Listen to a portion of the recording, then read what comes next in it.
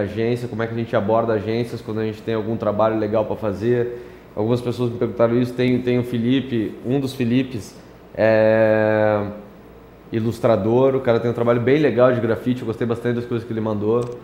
E ele me perguntou algumas coisas de como é que faz o negócio acontecer, como é que ele já faz alguns trabalhos, já tem alguns trabalhos, alguns frees e tal, como é, de que forma ele se apresenta nas agências e tal. E por fim nós vamos fazer uma leitura a partir daquela obra do Eugênio Mohalem, que é o Manual do Estagiário, que na verdade é o Manual do Estagiário, o nome da obra, mas ele serve para todo mundo. Eu de tempos em tempos eu releio o Manual do Estagiário, porque eu acho que ali tem dicas muito legais de como a gente se portar em criação, como se comportar como um profissional de criação, que tipo de coisa deve nos nortear. E é claro, as dicas que ele dá no livro de como organizar um portfólio, né? Tem dicas bastante práticas que eu acho que são muito, muito úteis, né? Então é dessas coisas basicamente que a gente vai falar hoje, né? Vou começar falando então sobre os roteiros que vocês enviaram.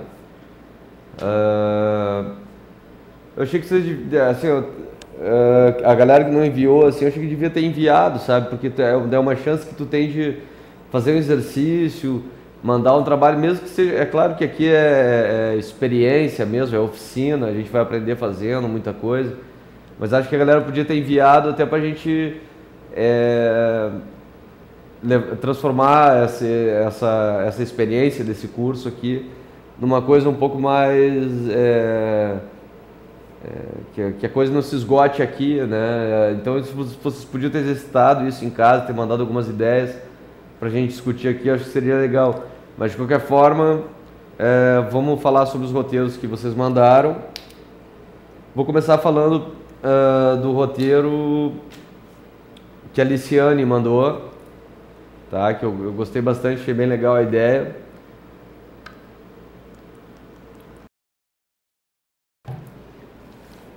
A Liciane, então o nosso briefing, só para retomar rapidinho, era de que a gente precisava falar para as pessoas dos benefícios do consumo de produtos orgânicos, né? Que os produtos são cultivados sem agrotóxicos, sem veneno, etc. Benefícios para as pessoas e para o meio ambiente em geral, né? Então a Liciane mandou um roteiro que a Liciane já trabalha com criação, já trabalha em agente de propaganda, tá? Então ela já tem um pouco mais a prática do negócio. De qualquer forma, acho legal fazer esse exercício, assim, como se eu fosse meio que o diretor de criação de vocês, pra gente trocar e tal, enfim, talvez eu possa contribuir com alguma coisa. Ela mandou a ideia que é o seguinte: uma pessoa correndo, praticando o exercício, a gente vê tudo em plano fechado, e enquanto a gente vê essa pessoa praticando essa corrida, entram letras que falam meia hora de corrida, cuidado com o seu corpo, né? Talvez bom, vamos em frente. Daí na sequência a gente vê planos fechados também de pessoas escolhendo alimentos, botando alimentos num prato, né?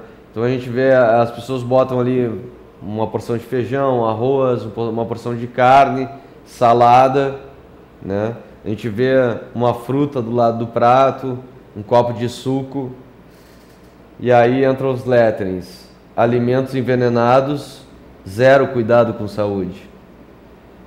Então ela fez esse contraponto, a pessoa fazendo exercício e tal, lettering, meia hora de corrida, cuidado com o seu corpo. Pessoa escolhendo alimentos saudáveis, alimentos envenenados, zero cuidado com o seu corpo, né? escolhendo, então assim, o que eu achei basicamente da ideia, o que eu mais gostei aqui é porque quando eu estava lendo o roteiro, eu enxerguei dentro desse roteiro uma surpresa, uma coisa que a Aliciane está contando pra gente, mas que eu acho que poderia ser mais evidente, assim, trazer a ideia para o primeiro plano mesmo, botar a ideia na cara da história, que esse contraponto que tem entre a pessoa que está montando o prato bem equilibrado, com feijão, arroz, salada, e tem ali uma maçã do lado do copo, e é um suco, mas aí fala alimentos envenenados, zero cuidado com o seu corpo. Então, assim, normalmente quando a gente vê na televisão essas matérias sobre vida saudável, etc., que esses programas e esse assunto cada vez mais interessa as pessoas. Então a gente vê tudo que é parte, que a gente precisa comer, em vez de fazer 3 refeições, fazer várias refeições por dia, que a gente devia comer 5 porções de vegetais por dia, 4 frutas por dia, tomar bastante água, trocar o refri pelo suco, não sei o quê. Então a gente fala salada, salada, salada, suco, fruta. Só que, na verdade, boa parte dessa, ou quase toda para muita gente, dessa salada, dessa fruta, desse alimento saudável que a pessoa acha que está consumindo, ela pensa, pô, estou fazendo a minha parte, olha aqui, estou comendo salada, pô, que legal, olha aqui, estou tomando meu suco de fruta. Boa parte dessa alimentação é carregada de veneno. Então a Aliciane, ela criou esse ruído de mostrar a pessoa servindo salada no prato, parece um prato equilibrado, servindo um copo de suco, botando a fruta do lado do prato e diz assim, meu, tu tá comendo comida envenenada. Só que eu acho que ela dividiu essa ideia, tu dividiu, Liciane, essa ideia em 2 partes, né? Então, na primeira parte tem uma pessoa correndo, praticando exercício, meia hora de corrida, cuidado com o seu corpo, né? Tipo, isso, o que ela está dizendo aqui é que meia hora de corrida, isso é um cuidado com o seu corpo, né? Quer dizer, tu está cuidando do teu corpo quando faz isso. Aí ela mostra a pessoa se alimentando, mas alimentos envenenados, isso não é cuidado, né? Então, eu acho que o que tem de legal nessa ideia é essa surpresa, essa contradição aparente entre o que a pessoa está servindo e o que a gente está dizendo, que ela está comendo. Então eu acho isso muito legal. Eu acho isso tão legal que eu acho que isso devia ser o comercial. Então o comercial, eu acho que ele podia girar em torno dessa ideia. Não precisava ter esse primeiro momento, talvez, da pessoa correndo, praticando exercício e tal. Eu acho que a gente podia dar, por exemplo, fazer todo o comercial dando a entender que a gente vai fazer um comercial para falar das vantagens de uma alimentação equilibrada e tal. Então a gente vê lá a pessoa servindo a salada, como tu botou aqui, a pessoa está servindo a salada, está servindo um suco, está pegando uma fruta e tal. A trilha pode ser uma coisa que ajude a passar essa coisa de filme, de bem-estar, de coisas boas, natura, tudo que faz bem para a vida, tudo que prolonga a vida. A gente fica com essa ideia de que, pô, olha, vão me falar sobre os benefícios da alimentação legal. E na verdade o cara entra falando que ela está comendo veneno, né? Claro que não com essas palavras, mas... Então, eu acho que essa é a força da ideia, é a força desse roteiro, Liciane. Eu faria... Se eu fosse teu diretor de criação, eu ia pedir para tu trabalhar em cima dessa ideia, botando essa ideia na vitrine, essa ideia na cara, para todo mundo entender que porque esse é o barato para mim, esse é o barato dessa ideia, né? Até porque eu vejo isso, eu vejo no dia a dia, isso é normal, assim, quando a gente cria, né?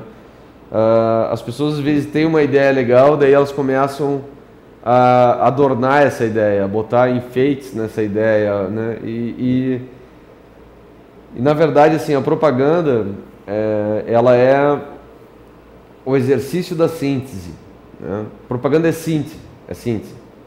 A gente conta histórias com início, meio e fim em 30 segundos, né? Então, quando uma pessoa abre uma revista ou um jornal, ela não fez isso porque ela queria ver os anúncios, tirando nós. Ela fez isso porque ela queria ver as matérias, ver as notícias, ligou a TV porque queria ver o programa dela e tal. A nossa intervenção ela é muito rápida, então ela precisa, assim, para captar a atenção do cara, e isso é uma coisa muito importante para todo publicitário. Assim, a gente tem que entender que a gente trabalha para aquele momento, o momento que as pessoas dedicam ao nosso trabalho é um momento que elas normalmente usariam para fazer xixi. Então, assim, o cara deu o intervalo, vou lá, vou fazer xixi, vou na cozinha, vou tomar uma água, vou pegar um negocinho para comer, vou fazer um chimarrão. É com esse tipo de coisa que a gente está competindo. Então, a gente tem que oferecer uma dose de entretenimento, de surpresa, de curiosidade, para que as pessoas fiquem ligadas naquilo, tipo, eu vou fazer xixi, mas espera aí, o que é isso? E aí, o que os caras estão falando? Que história é essa? Que engraçado esse cara caminhando assim, de cabeça para baixo. O que está acontecendo? E aí os caras me mandam a mensagem deles e eu, tá, assimilei, agora eu vou fazer... Então, síntese. Síntese é tudo em propaganda. O cúmulo da síntese na propaganda, o exagero da síntese na propaganda, é quando a gente vai fazer uma logomarca, vai criar um logotipo para o cliente, ou quando a gente vai fazer um slogan para esse cliente, né? Porque o slogan é uma missão importantíssima num trabalho, porque tu tem que resumir numa frase por que aquela empresa ou aquela marca veio ao mundo, né? Então, assim, é muito bonito quando a gente vai nas empresas e vê aqueles quadros da missão, objetivo, meta, nossos nortes, nossos valores, né? Somos uma empresa ética que busca comunicação de ideias através de informação, entretenimento e não sei o que lá, beleza, e o slogan, né? Aquela frasezinha, aquelas 3, 4 palavras no máximo que tu vai definir o que é a tua empresa. Então, a propaganda é o exercício da síntese, né? Então, quando a gente faz um roteiro de 30 segundos, se no meio desses 30 segundos a gente tem uma coisa forte que pode prender as pessoas, que pode prender a atenção delas, a gente tem que explorar essa coisa, né? Então, assim, o nosso perfume, ele vem em pequenos frascos, assim, nós precisamos da essência do negócio mesmo. Gosto muito dessa ideia, Liciane, do cara estar servindo um prato aparentemente saudável e tu dizer que na real ele está comendo veneno. Eu acho que essa ideia está um pouquinho enterrada nesse roteiro, está um pouquinho assim, tem que cavocar para achar ela. Acho que a gente podia botar essa ideia na frente, na cara, né? Mas bem legal, gostei do jeito que tu escreve, gostei da decupagem do teu roteiro, achei bem bacana. Então os dois Felipes também mandaram roteiros. Tem um deles que está online, para o Clark ou o Pereira. Os dois estão online. Tá. Então vou falar dos e-mails, das ideias dos Felipes. O Felipe Clark, ele fez um roteiro com a tela dividida, mostrando duas situações antagônicas. Tem um cara produzindo, uma família produzindo, ou colonos produzindo alimentos orgânicos, e na outra metade da tela uma produção dessas tradicionais, com venenos, aditivos, etc. E ele fez uma coisa muito legal, que é a seguinte: numa metade da tela, então as cores são mais lavadas, a coisa é um pouco com menos vida, mais tensa, as pessoas têm uma expressão menos legal, assim, essas pessoas estão trabalhando com veneno e tal. Na outra tela a coisa é mais saudável, colorida, né? Isso é legal, tá?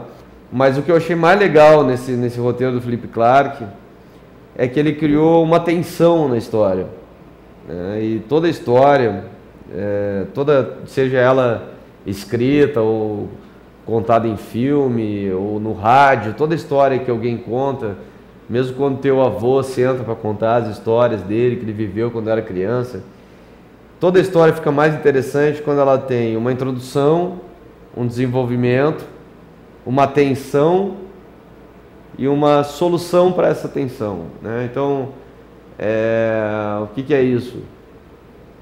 Em miúdos. Tu dá uma introdução, tu dá um breve pitaco sobre o que tu vai falar, tu desenvolve um pouquinho essa história, começa a explicar um pouquinho melhor sobre o que é esse tema, que já ficou claro para todo mundo qual é o tema. Tu desenvolve, tu conta um pouquinho sobre esse tema, e aí tu vem com uma tensão, uma coisa que não era esperada, que surgiu, que pintou, e agora? Bah, por essa eu não esperava, entendeu? A surpresa do negócio, é a gag publicitária. E aí a solução dessa tensão, uma coisa que acontece que resolve aquilo e a coisa termina bem. Ou bem ou mal, mas termina. Aí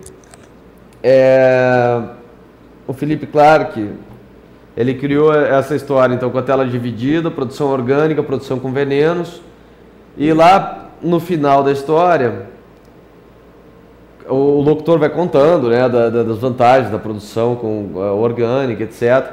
No final da história, as duas famílias que estavam em tela dividida, elas acabam se encarando, elas veem umas às outras, da produção orgânica, da produção com veneno, e rola uma certa tensão, eles se olham com cara feia, como se existisse uma briga entre os produtores orgânicos e os produtores convencionais. Aí rola aquela tensão, e aí a menina da família que produz produtos orgânicos pega uma maçã e oferece para a família que está do outro lado da tela, e essa família, ainda meio desconfiada, aceita a maçã, acha gentil o gesto, dá uma mordida, rola um sorriso, fica tudo colorido igual, com o mesmo tom de colorido, muda o clima da cena, aquilo que era pesado e leve, vira tudo leve, porque a família que produz orgânicos acabou convencendo a família que produz com os métodos tradicionais de que esse é o caminho. Então achei muito legal essa história que o Philippe conseguiu contar em 30 segundos, né? A tensão que ele criou no final, tô ok, já entendi, tá falando sobre a vantagem do orgânico sobre o não orgânico. Beleza, daqui a pouco, puta, a família se encarou, que tenso, vai rolar uma briga? Será que eles vão quebrar o pau? O que vai acontecer? A menina que produz orgânico oferece uma maçã para outra família, a família aceita, e aí tem a solução da tensão. Então acho que o Philippe conseguiu contar uma história em 30 segundos, achei isso legal. Então vou falar também do roteiro do Felipe Pereira, que também gostei do roteiro do Felipe.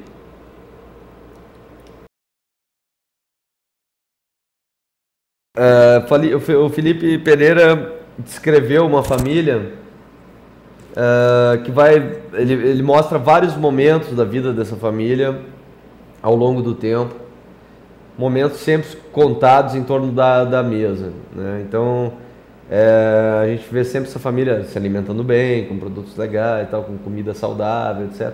Vários momentos dessa família em volta da mesa. E a família vai envelhecendo, e vai envelhecendo, e vai envelhecendo, e todas as pessoas daquela mesa vão envelhecendo, vai passando o tempo, elas vão envelhecendo. E no final ele assina com uma locução que ele fala: aproveite as melhores coisas da vida, a vida toda. Então, daí entra a locução sugerindo o consumo de orgânicos, tal, que é melhor para a tua vida, que te dá mais vida longa, etc. E ele colocou no final do VT uma sugestão de que teria que ter um canal de informação para o consumidor, um blog, um site, um fanpage, alguma coisa, que dissesse onde é que ele encontra produtos orgânicos. Ele sugeriu de colocar isso no final do roteiro. Eu achei o roteiro em si, eu acho ele interessante, tá?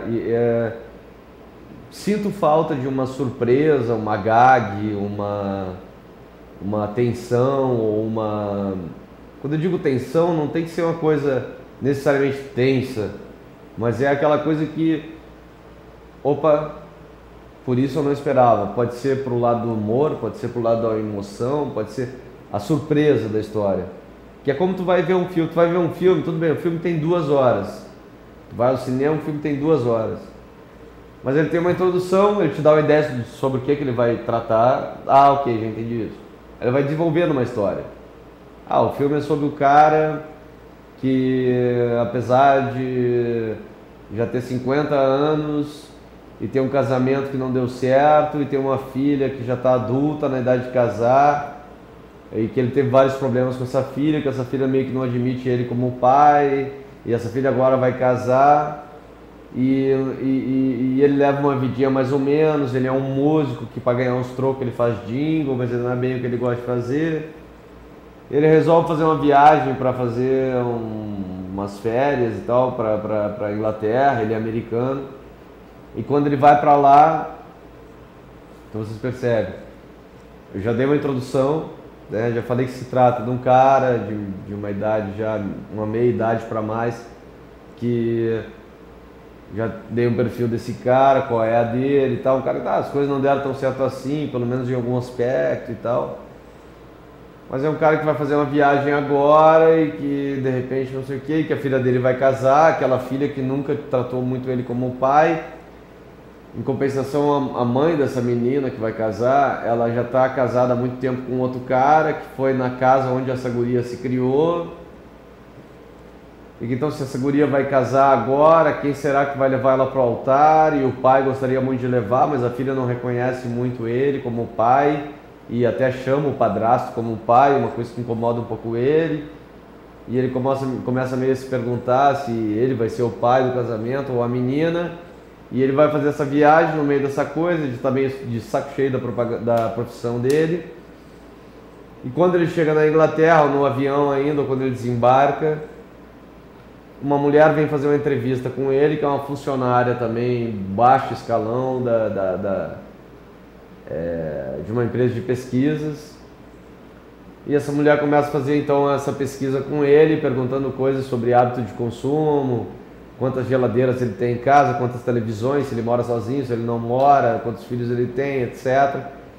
E no meio dessa entrevista, que no início ele não está nem um pouco afim de dar essa entrevista, ele começa a gostar de falar dele para ela e ela começa a gostar de ouvir o que ele está falando e eles começam a achar que talvez eles tenham alguma coisa em comum e eles marcam um encontro. Então aí se criou um momento de, ué, o que vai acontecer agora? Porque até aí tudo bem, a gente já sabia que o cara era casado, o cara tinha uma filha, que a filha dele era casada, que não sei o que... Opa, pintou. Aquela mulher do aeroporto acabou virando uma coisa importante. Eu não esperava que ela virasse uma coisa importante. Ela virou uma coisa importante. O que vai acontecer agora? Esse é o negócio da propaganda. Esse é o negócio de qualquer história que tu conta. Tu precisa dar um panorama, mas tu precisa que a pessoa em algum momento se pergunte: e agora? O que vai acontecer? O cara tem que se perguntar isso num spot de rádio, tem que se perguntar isso num comercial de televisão. O cara tem que se perguntar isso num filme que o cara assiste, num livro que o cara lê, ou numa história que alguém está contando para outro alguém. Tem que ter um momento que o cara diz: ué, onde é que ele vai chegar? Então, nesse sentido, eu acho que o roteiro do Felipe, ele, embora ele tenha um tom legal, assim, ele quis fazer uma coisa mais emotiva, mostrar o lado bonito de uma família envelhecendo em torno da mesa, eu sinto falta de um momento de quebra de expectativa, né? Porque quando ele começou mostrando a família lá, sei lá, um casal, um filho pequeno em torno da mesa, como não sei o quê. De repente o casal está um pouco mais velho, o filho está um pouco maior. De repente o casal está um pouco mais velho, o filho está um pouco maior, tem uma irmã mais nova. Daqui a pouco está um pouco mais velho, tem não sei o quê, tem 3 irmãos, de repente já pinta uma namorada do filho mais velho. De repente na próxima cena tem não sei o que, a namorada do filho mais velho e um filho. Tudo bem, até aí nós estamos indo numa expectativa, né, que eu sei para onde o negócio está indo. A família está envelhecendo, né? E o que me faz perguntar e agora, o que é que vai acontecer? Né? Então eu só senti falta disso, tá? Embora eu acho que o roteiro daria um filme bonito de televisão, acho que seria legal, todas as ideias que vieram eu achei bacana, então acho que seria legal. Mas o que eu gostei especialmente na ideia do Felipe Pereira foi que ele mandou uma sugestão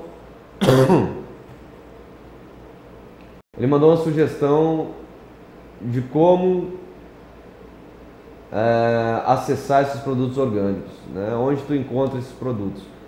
Isso é uma coisa que eu sempre valorizo isso nos profissionais de criação e sempre busquei isso também nos trabalhos que eu faço. A gente tem que fazer uma leitura do briefing, a gente tem que fazer uma leitura crítica, a gente não pode só sair correndo feito um louco atrás da ideia e esquecer de qual é o objetivo dessa ideia, afinal de contas. Então, se o objetivo da ideia é aumentar o consumo de orgânicos, o Felipe deu uma puta ideia, que é a ideia da gente fazer um blog, uma fanpage ou um site onde a gente possa divulgar os endereços de todos os lugares que vendem orgânicos nas capitais, nas cidades ou no estado ou na tua cidade.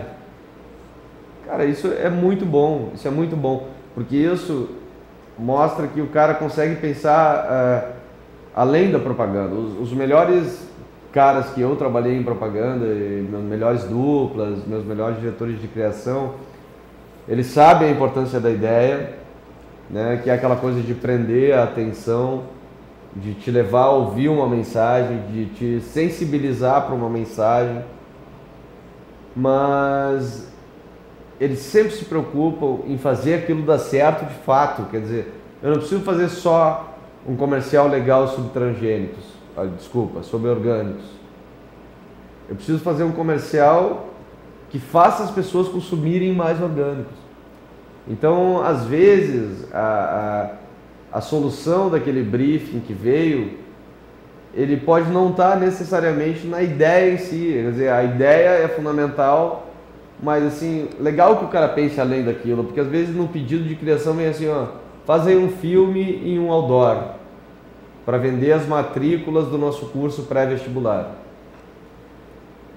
E de repente o cara da criação chega para mim e pensa assim, ó, pensei em fazer um filme assim, um outdoor assim, mas eu pensei também o seguinte: hoje em dia cada vez mais as pessoas estão entrando no vestibular sem fazer curso pré-vestibular. Tem muitos vestibulares que já não tem prova de seleção, que tu entra pelo critério das provas de qualidade que o governo organiza. Então eu estava pensando em fazer uma ação nas pessoas que estão ainda no primeiro ano do segundo grau, para que elas pudessem,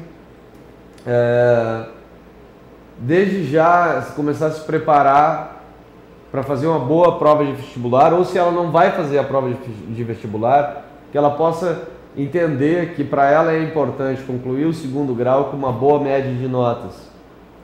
Então eu vou fazer esse filme para chamar o cara para vir fazer o meu cursinho, vou fazer um anúncio para chamar o cara para fazer meu cursinho, mas eu vou fazer uma ação lá nas escolas, vai uma pessoa lá nas escolas, eu não sei o quê, e os caras vão falar com o cara do primeiro ano, dizendo que a gente, além de cursinho pré-vestibular, a gente tem que o cara pode fazer um pré-vestibular no primeiro ano do segundo grau, no segundo de novo, no terceiro de novo, não com o objetivo de passar na prova do vestibular imediato, mas com o objetivo de fazer boas notas no segundo grau, na escola que ele está estudando, de ir melhor na prova de matemática, de tirar boas notas em física, química, português, porque ele tirando essas boas notas, ele vai chegar lá no final e ele vai conseguir entrar sem mesmo fazer vestibular.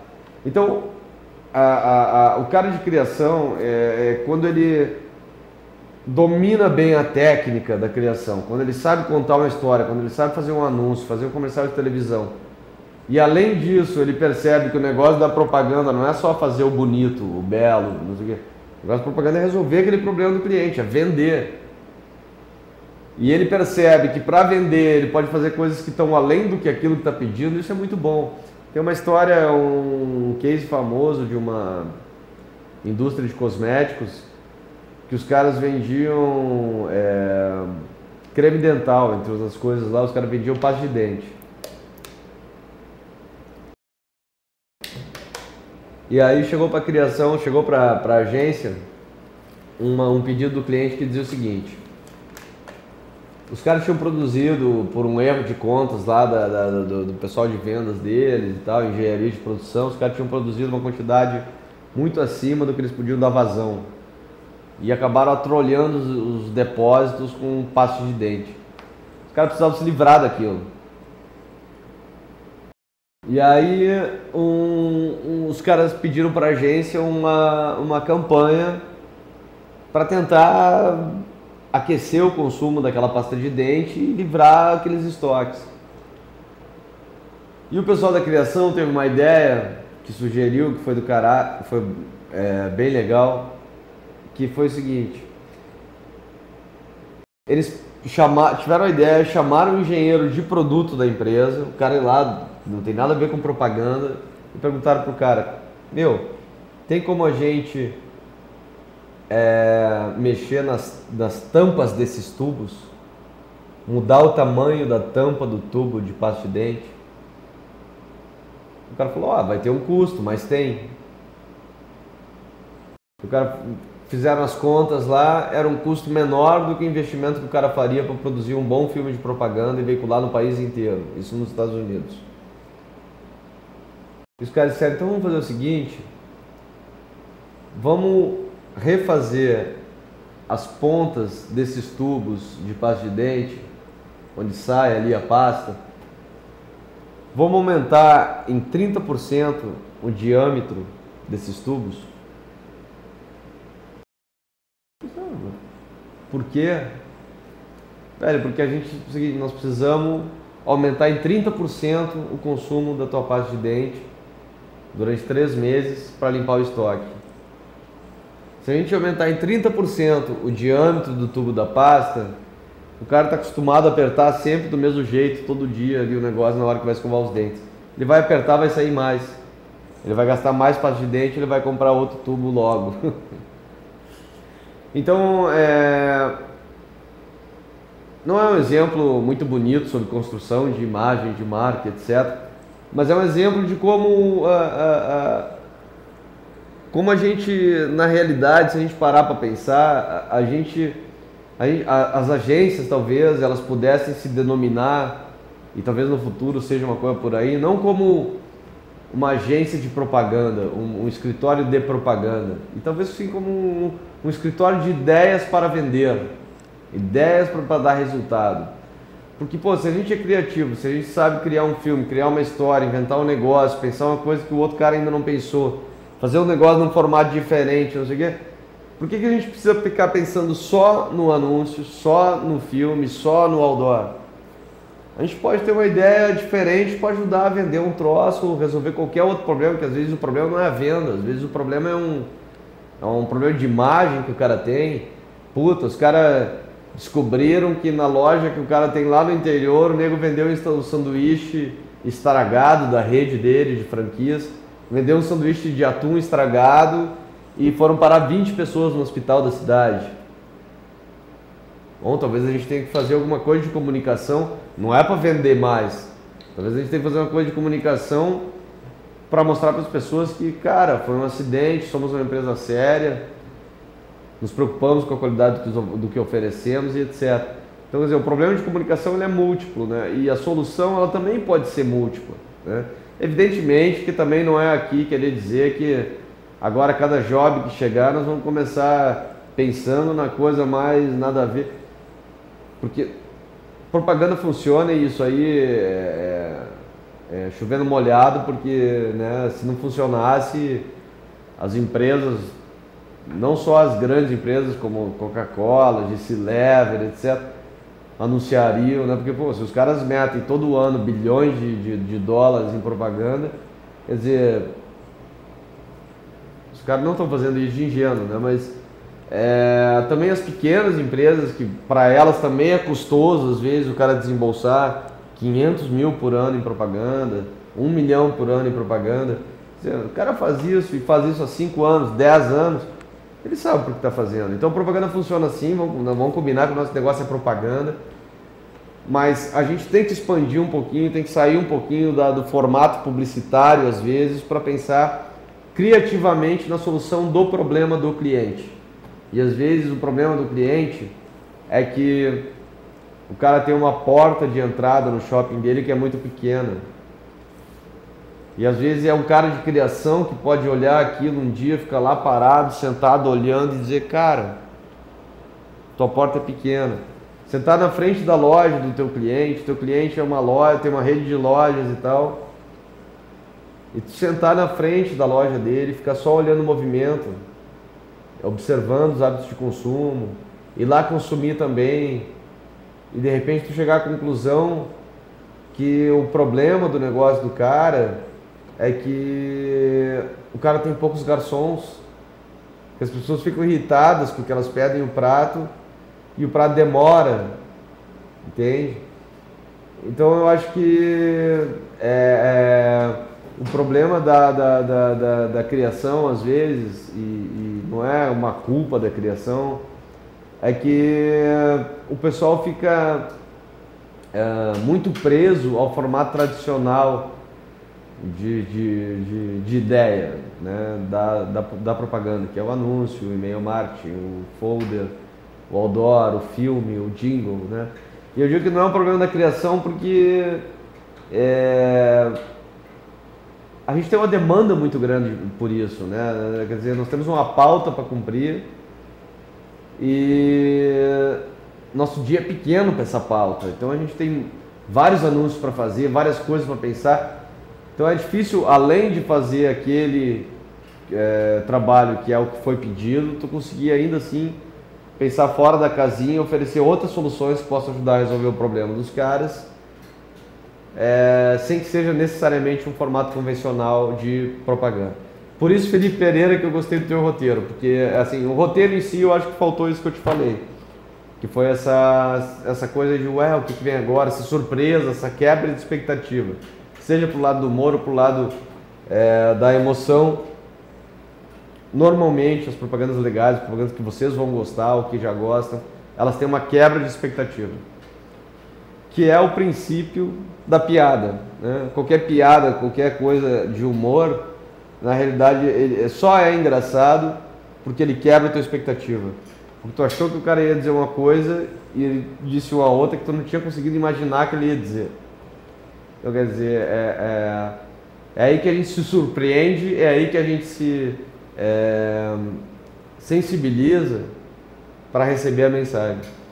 Porque a mensagem dura, a mensagem pura, simples e direta, ela normalmente não nos comove, né?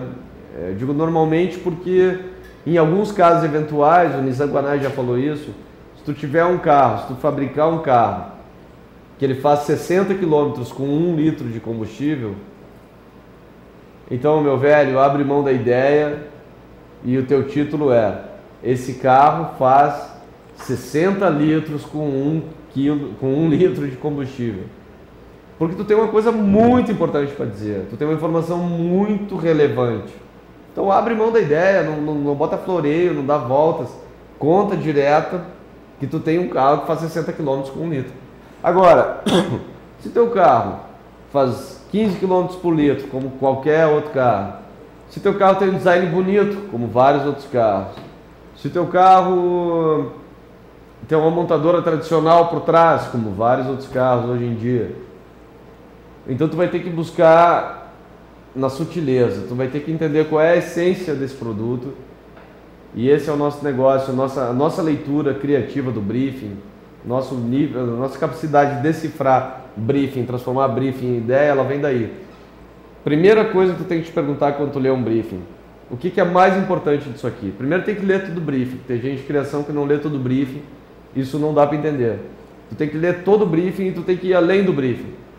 Tu tem que entrar no site do cliente, tu tem que ir lá fazer uma visita na loja, tu tem que saber do que tu está falando, com quem tu está falando, o que tu está vendendo, que pessoas são essas que podem se interessar pelo teu produto.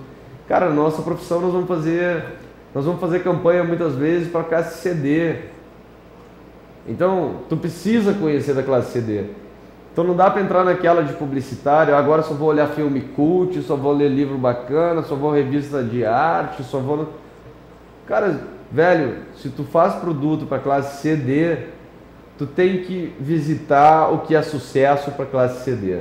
Tu pode não gostar pessoalmente, tem todo direito. Mas tu tem que saber dos oi, oi, oi. Tu tem que dar umas olhadinhas de vez em quando na novela. Tu tem que saber quem é o personagem central da novela, o que está acontecendo lá com a Carminha, por que o Nilo vai avacalhar a vida deles. Tu tem que ir de vez em quando nos eventos que não tem nada a ver contigo.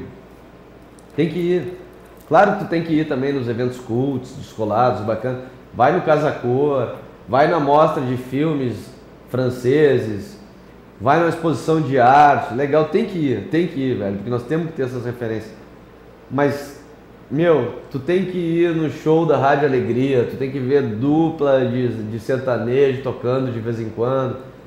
Tu tem que ouvir essas coisas que tu odeia, mas que tocam aí, mas que tem uma galera curtindo. Tu tem que entender de fenômeno de comunicação. Tudo que virar um fenômeno de comunicação, um meme na internet. Qualquer coisa que as pessoas começam a replicar na internet, todo mundo começa a achar legal e compartilhar, tu tem que dar uma olhada. Tu pode não gostar, tu pode dizer, pô, que idiota esse Mussum aqui, esse Mussum não sai mais do meu Facebook. Né? Que bosta é essa? Que de uma hora para outra invadiu o Facebook. Esse cara já morreu faz tempo, o que tem a ver o Mussum todo dia aqui? Tá? Os caras não sabiam que o Mussum fala tudo com is no final. Agora tudo que qualquer neguinho fala, bota a foto do Mussum, repete a frase com... Não precisa gostar, mas acompanha, olha, tenta entender porque... Tenta entender que essa galera que está brincando agora com o Mussum é a galera que não assistiu os Trapalhões quando era criança. O Mussum para eles é um mito, ele é um ídolo, ele é uma marca de uma coisa muito importante que eles não conhecem. Então eles precisam repetir isso como uma coisa cult, uma coisa do passado. Né? Eu tenho uma camiseta que tem uma frase que diz o seguinte: eu matei Odete Roitman. E um dia eu fui para Porto Alegre fazer um show com a minha banda. E aí no show eu tava com essa camiseta, botei essa camiseta no show. E aí vieram várias pessoas falar comigo sobre a camiseta. E as pessoas vinham e falavam o seguinte: cara, algumas me diziam, quem é Odete Roitman? Aí eu já sacava que era uma pessoa mais nova, bem mais nova que eu. Quem é Odete Roitman? Tá, tu nunca ouviu falar em Odete Roitman? Não, eu ouvi falar em Odete Roitman, eu sei que faz parte assim, tipo, deve ser tipo um filme, né, um lance assim, ou um jogo, alguma coisa, que alguém matou Odete Roitman, eu sei que tu tá brincando com algum clássico e tal. Não, meu, Odete Roitman era uma personagem da novela Vale Tudo, que foi assassinado, e o grande mistério da novela, até o fim da novela, era quem matou Odete Roitman. E no final quem tinha matado foi a Cássia Kiss. E aí eu contei toda a história, mas na época era um fenômeno de audiência aquilo. Era o que o Brasil se perguntava quem matou Odete Roitman. A Knorr fez uma campanha publicitária usando a galinha azul. E não sei como é que eles conseguiram, mas eles misturaram a galinha azul com quem matou Odete Roitman. A Odete Roitman estava lá, no papo da galinha azul. A galinha azul, a Odete Roitman estava em tudo, estava nos programas de humor da época, os caras tiravam onda, ficavam brincando que quem matou foi esse, foi aquele outro. Era a pergunta que o Brasil se fez. Era um sucesso, era um meme de uma época onde não tinha internet. Eu gosto de usar aquela camiseta, eu gosto de provocar nas pessoas algum tipo de curiosidade e descobrir também um pouquinho sobre, entender e conhecer um pouquinho essas pessoas, sobre o comportamento delas. E eu acho que todo publicitário tem que ter isso, essa curiosidade. Cara, se tu é publicitário e tu não é curioso, tem uma coisa errada. Tem que ser curioso, cara, tem que ficar afim de entender, de conversar, de bater um papo com um comprador de ônibus, de querer saber do que ele gosta. Cara, tu não pode ficar só no mundinho dos publicitários, dos carinhas de criação. Meu, faz amizade com a tiazinha da agência que faz o cafezinho. Pergunta o que ela faz no fim de semana, tenta entender um pouco do mundo dela. Eu fiquei tri-brother da mulher, da Sheila. A Sheila é uma querida, ela tem uns 50 anos, ela veio da Bahia, ela é nossa copeira lá na agência. essa mulher, ela tem um universo que não é só dela, que é de milhões de brasileiros, que não é um universo que eu vivi, que eu vivo. Mas eu me comunico com essas pessoas, cara, eu preciso entender qual é a deles, eu preciso saber o que eles fazem. O publicitário tem que ter uma curiosidade sobre o ser humano, sobre a pessoa, que é quase antropológica. É quase antropológica. Então, apesar da nossa profissão ser aparentemente superficial, né, porque assim, nós não vamos mudar o mundo, né, nós vendemos sabonetes, né, nós somos desimportantes para a sociedade. E somos. Se o mundo for acabar, os caras descobrirem que daqui 2 dias um asteroide que a NASA não quis anunciar para não causar pânico vai bater no planeta e acabar com a nossa existência, e os caras estiverem lá nos Estados Unidos, um abrigo subterrâneo capaz de poupar 200 pessoas, ou não, capaz de poupar 15 pessoas desse evento, 15 pessoas que possam sobreviver e recomeçar a sociedade, eu tenho certeza que não vai ter nenhum publicitário no meio. Tenho certeza. Os caras vão ter um engenheiro para ajudar a reerguer o negócio, fazer um plano, construir uma cidade, não sei o quê. Os caras vão ter alguns médicos, porque vai ter muita gente ferida e tal. Os caras vão ter provavelmente... que mais que eles podem ter? Engenheiros, médicos. Acho que eles vão ter alguns advogados, né? Porque os caras precisam organizar como é que vai funcionar essa nova sociedade que vai surgir, porque é uma sociedade que não tem nada a ver com essa que a gente conhece. Daqui a um pouco os caras estão lá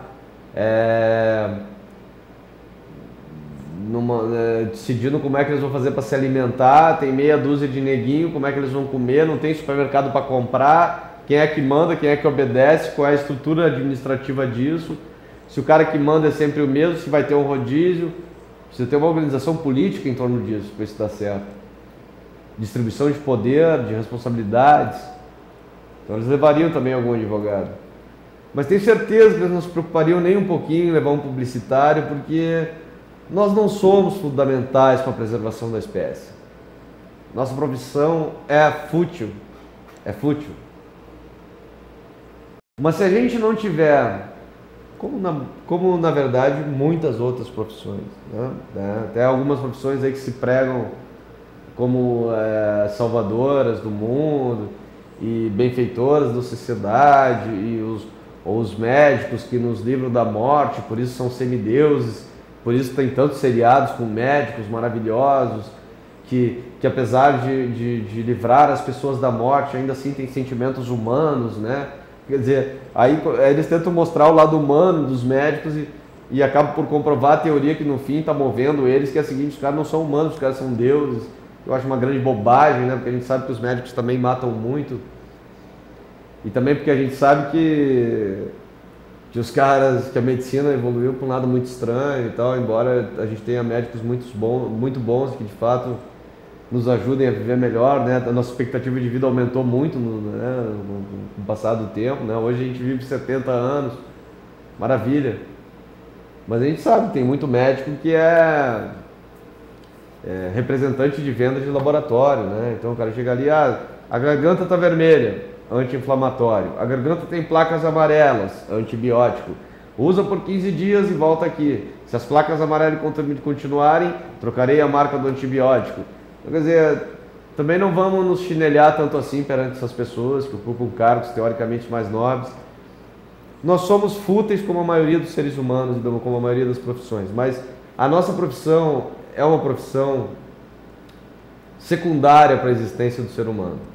Mas o cara que quiser ser bom no que a gente faz tem que ter um interesse enorme pelo ser humano.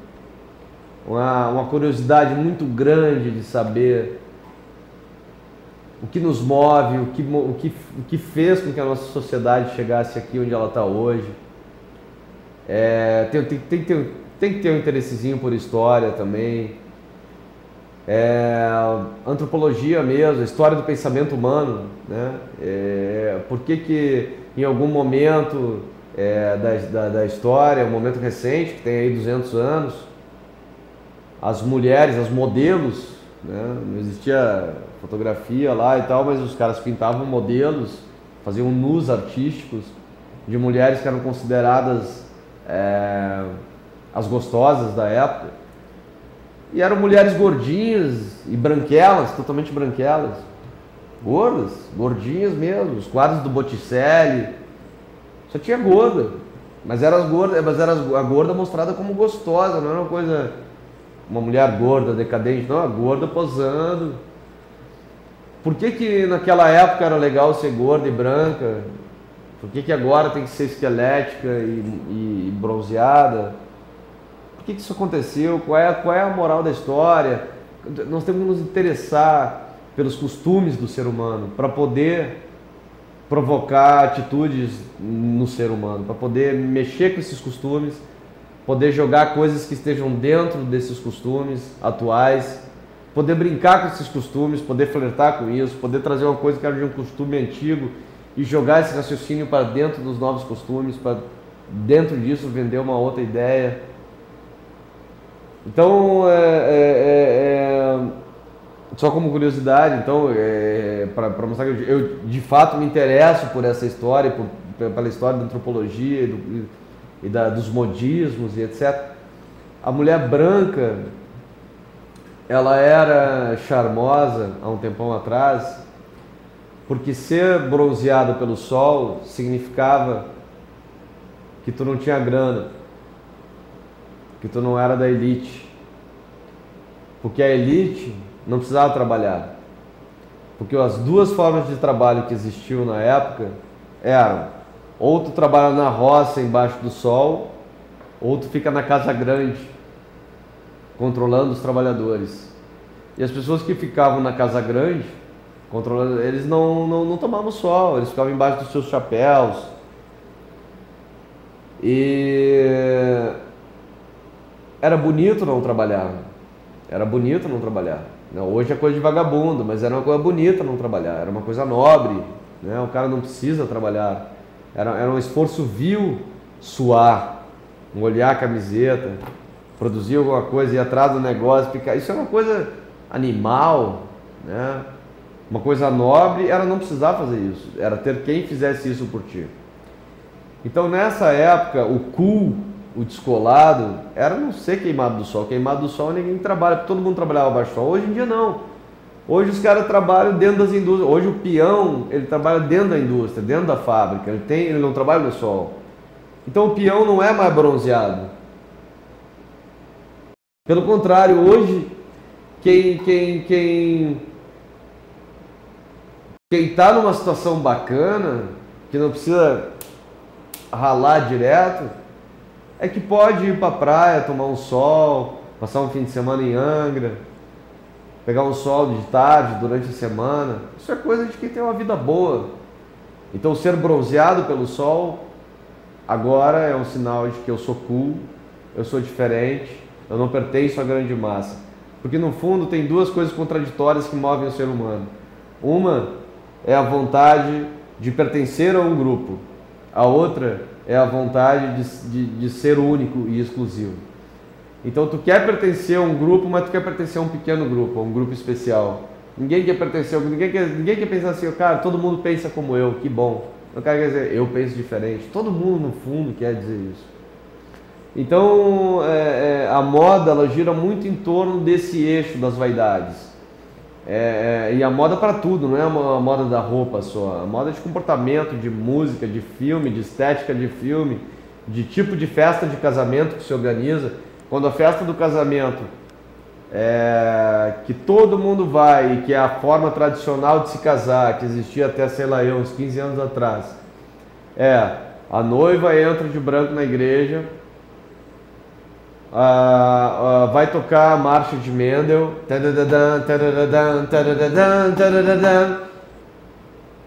isso, todo mundo casava assim. Só que quando começou não era assim. Quem casava assim era quem tinha grana para pagar um pianista, porque não tinha CD, pá. Então era um troço nobre entrar com a marcha de Mendel, vestida de branco. Na Europa as pessoas também casavam com essa marcha. Muito bonito.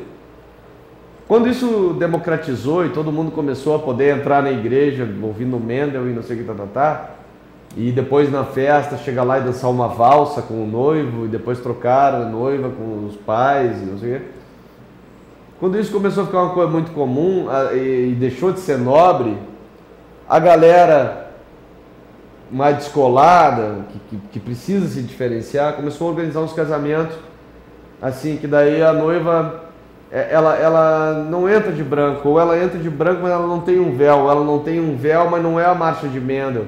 Tá tocando uma música da... Puta, sei lá eu, da Luciana Mello.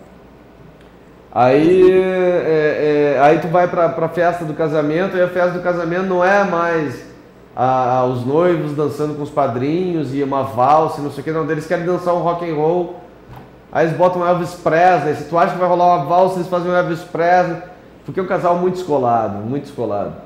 Então assim, é uma tendência natural do ser humano querer pertencer a um outro grupo. E vocês vão ver que daqui um pouquinho, e já está começando a acontecer, os casamentos, as pessoas vão encher o saco de casar assim, elas vão ver que todo mundo está casando assim, e elas vão começar a de repente voltar para o tradicional, para o clássico. E daqui um pouquinho vai ser bacana de novo, vai ser cult, casar com Mendel, de branco na igreja, com um padre, com missa rezada. Cara, esse é o ciclo do negócio. As pessoas começam a mobiliar suas casas de um jeito clean, e aí tudo tem que ser muito branco, parede branca, e o mínimo de informação possível, e nada de florzinha e rosinha e cortina de fuxico, porque isso era o que tinha na casa da minha avó, e eu sou diferente da minha avó, pertenço a uma outra galera, e aqui tudo é branco, tudo é clean, papapá, vaziozão. Daqui a pouco tu começa a ver que, cara, esse teu movimento, essa tua ideia de decoração não pertence só a ti e meia dúzia de amigos. Tu começa a ver que, velho, tá todo mundo fazendo isso, cara. Todo mundo que tá saindo da casa dos pais e montando um apartamento, tá montando um apartamento nesse estilo. E aí tu começa a pensar, caralho, velho, eu não sou tão diferente quanto eu pensava. Aí o que acontece? Aí o neguinho começa a se tatuar. Aí o cara vai lá, faz um monte de tatuagem e diz o seguinte: não, porque eu pertenço a uma nova época, eu pertenço a não sei o que, eu posso ser pai, como eu sou, pai da Sofia, uma linda menina de 8 anos, eu posso ser pai e ser tatuado, porque eu sou uma nova geração de pai, eu sou um tipo diferente de pai, então eu tenho uma filha e eu sou tatuado. Aí daqui a um pouco tu vai pra praia no verão e tu vê que todos os pais que estão com filhas da idade de tua filha são tatuados também. Eu quero dizer, velho, fudeu, acabou, não tem, esquece. Tu vai sempre pertencer a algum grupo. E o importante é o seguinte: encontrar a tua essência, o que é importante pra ti, o que te faz feliz. E, velho, sendo publicitário, tu não pode te dar o luxo de ser preconceituoso, cara. Tu tem que entender qual é a vibe, qual é a coisa legal, qual é o bacana de todo estilo de vida. Porque em todo estilo de vida tem alguma coisa bacana. Então, tu torce o nariz pra novelinha, velho, pelo menos vai lá olhar, pelo menos entende por que as pessoas curtem aquilo. Tu não gosta da festa no morro, do samba, de não sei o que, vai lá um dia. Tu não gosta de ir... Cara, eu adoro ir pro Rio de Janeiro, adoro o Rio de Janeiro. E gosto mais da Zona Sul, me sinto mais à vontade, adoro estar ali, acho que pertenço mais à Zona Sul.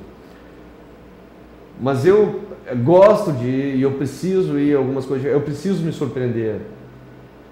Nós trabalhamos com comunicação, com criatividade, nós precisamos nos surpreender. E tu não vai te surpreender se tu passar a vida inteira achando que tu vai ficar lendo poetas franceses e sociólogos, etc. Para tu te surpreender, em algum momento tu precisa sair do clássico, depois tu volta pro clássico. Mas tu precisa, velho, vai. Eu fui no Rio de Janeiro, a última vez que eu fui na Feira de São Cristóvão. A Feira de São Cristóvão acontece na Zona Norte. É uma feira popular, tu paga R$3 para entrar. Velho, é interessante, interessante, é muito interessante, porque assim, tu entra lá, tu imagina assim, ó, que eu fui num sábado à noite, tá? Tu imagina que todas as pessoas que moram ali nos bairros mais próximos e tal, e é muita gente, e que quer se divertir com a família, o cara que ganha dinheirinho suado, velho, que não tem essa de ir lá comer sushi por R$200 o casal em Leblon, não.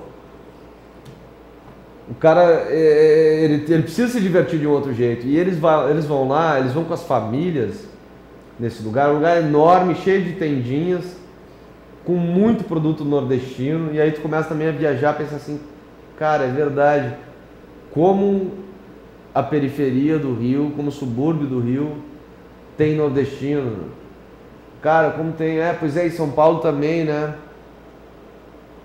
Cara, por que será isso? É porque o lado da seca, né? O lado da seca é complicado, os caras lá não conseguem colher e tal. Daí vem alguém da família pra cá pra tentar ganhar a vida, e daí daqui a pouco vem outro, e deve ser por isso. 80% das bancas da Feira de São Cristóvão tem pratos típicos de lá, do Nordeste. Quase todas as bancas também tem uma música muito alta tocando, num alto-falante distorcido, com a qualidade de som zero. Algumas tocando os sons que a gente já ouviu por aí na novela e tal. Outras tocando coisas do Nordeste mesmo, que a gente não conhece direito, mas que tem uma galera cantando junto, uma galera que conhece.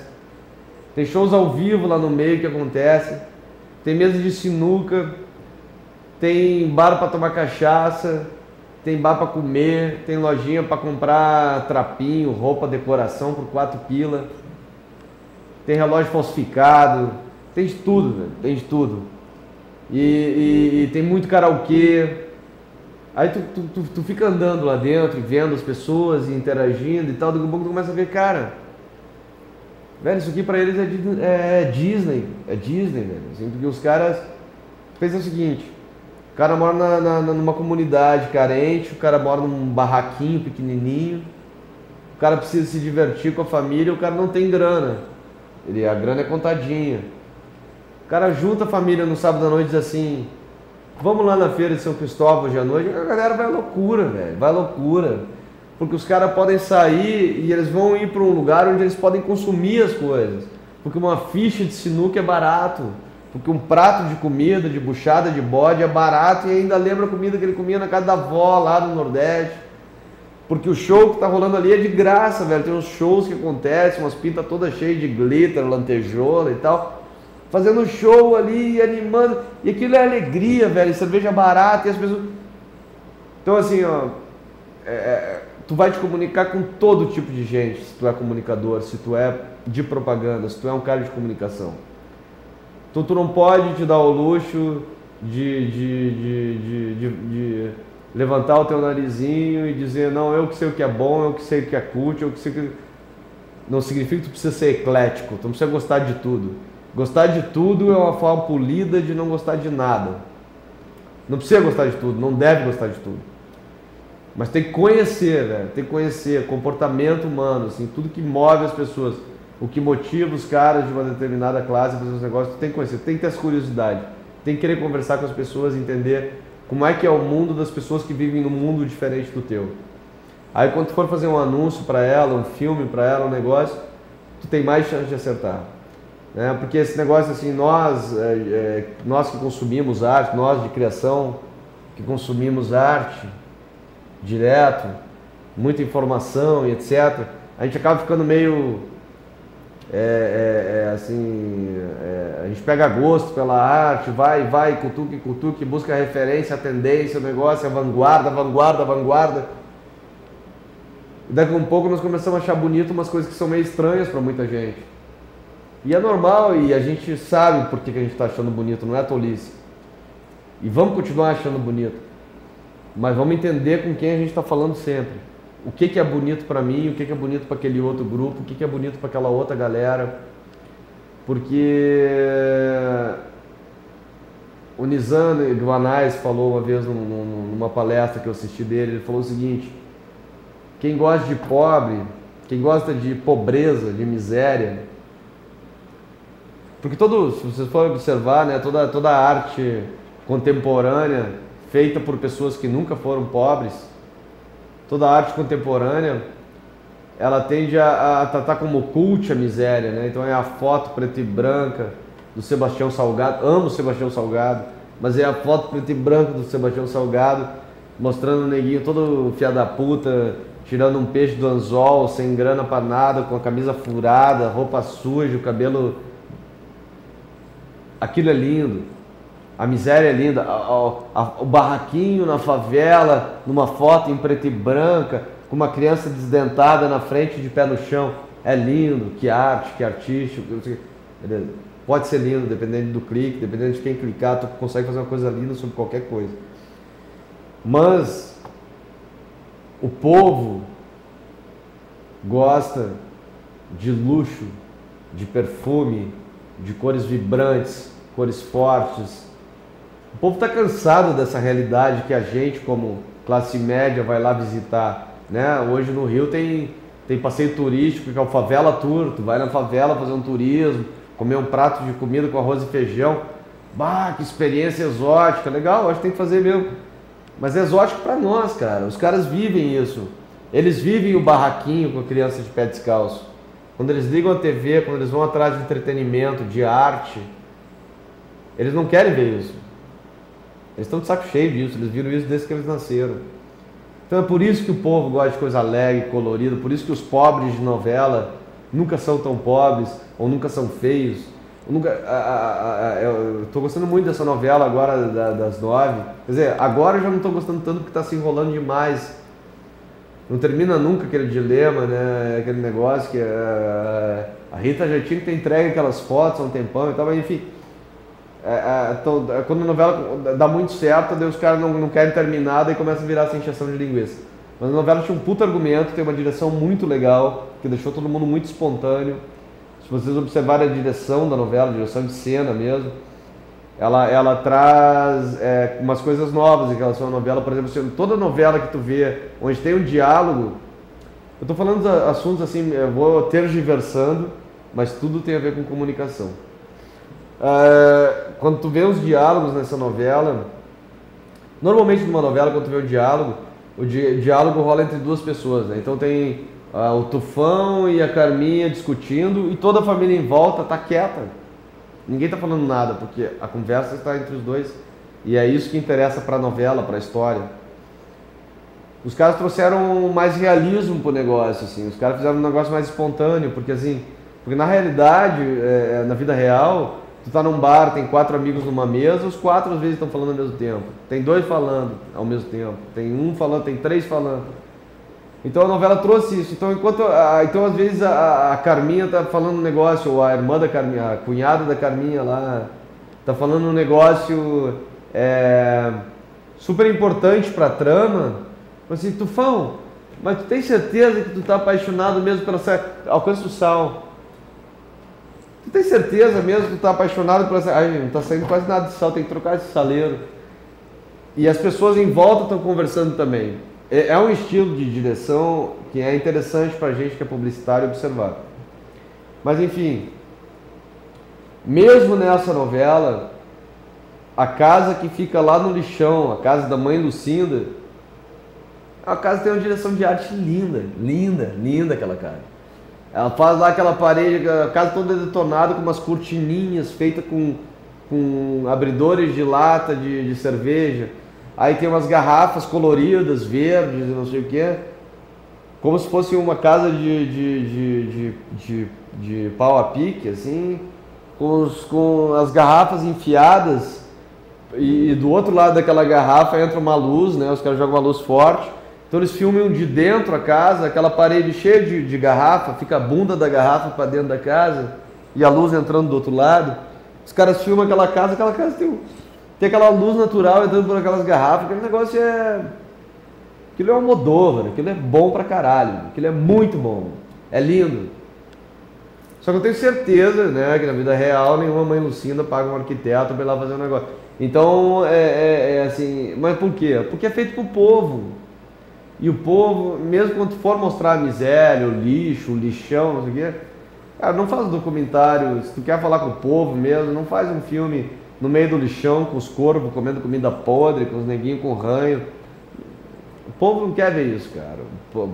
O povo tá de saco cheio de ranho.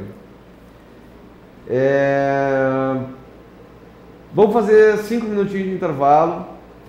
E a gente volta para finalizar nossos encontros aqui com as dicas do Eugênio Mohalem, que é um dos melhores redatores que o Brasil já teve. Que ele fez um um estudo, publicou, e depois eu vou dar para vocês o nome também, para vocês lerem a obra toda, sobre como montar um bom portfólio. E na real isso chama...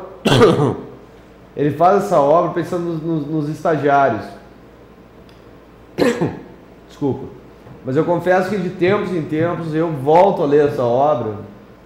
Eu tenho 18 anos de profissão, eu volto a ler essa obra que ele escreveu para os estagiários, porque ele fala de um jeito muito simples, de coisas que são importantes para a gente se apresentar e poder fazer uma carreira legal e montar um portfólio legal e conquistar espaço dentro desse mercado tão pequenininho, tão cheio de panelinhas que é o nosso.